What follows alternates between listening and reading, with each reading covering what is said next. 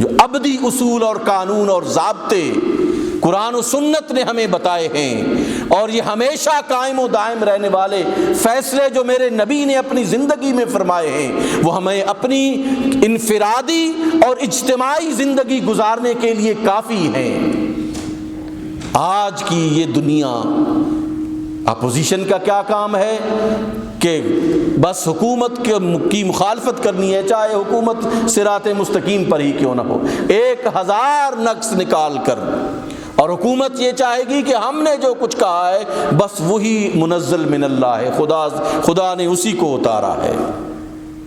یہ اس نظام میں جہاں غلط اور ٹھیک کا تصور افراد کرتے ہیں، وہ کبھی بھی نظام درست نہیں ہوتا۔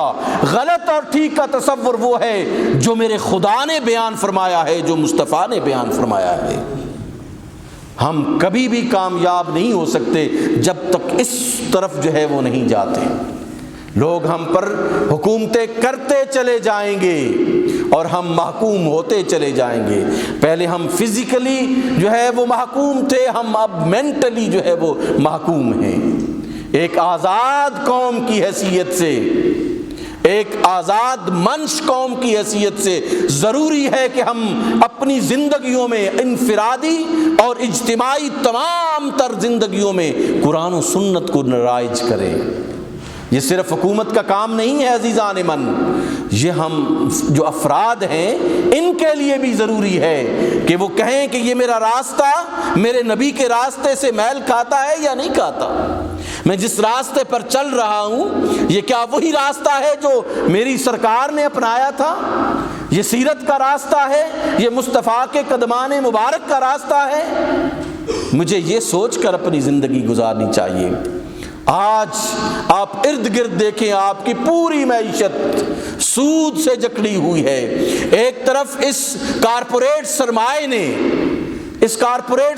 نے آپ کے پورے نظام معیشت کو سود میں جکڑا ہوا ہے۔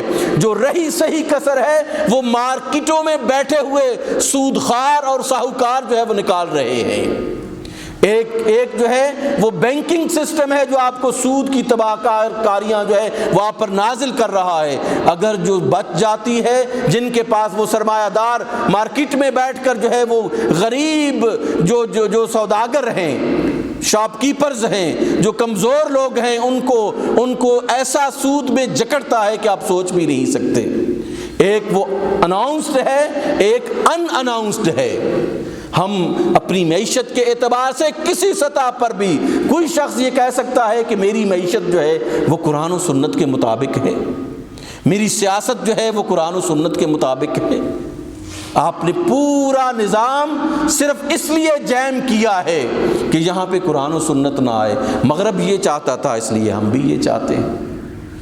مغرب کارپوریٹ سرمایہ کو پوری دنیا میں اس کا ہولڈ چاہتا ہے، مسلمان بھی یہی چاہتا ہے کہ اس کارپوریٹ سرمایہ پوری دنیا پر حکومت کرے۔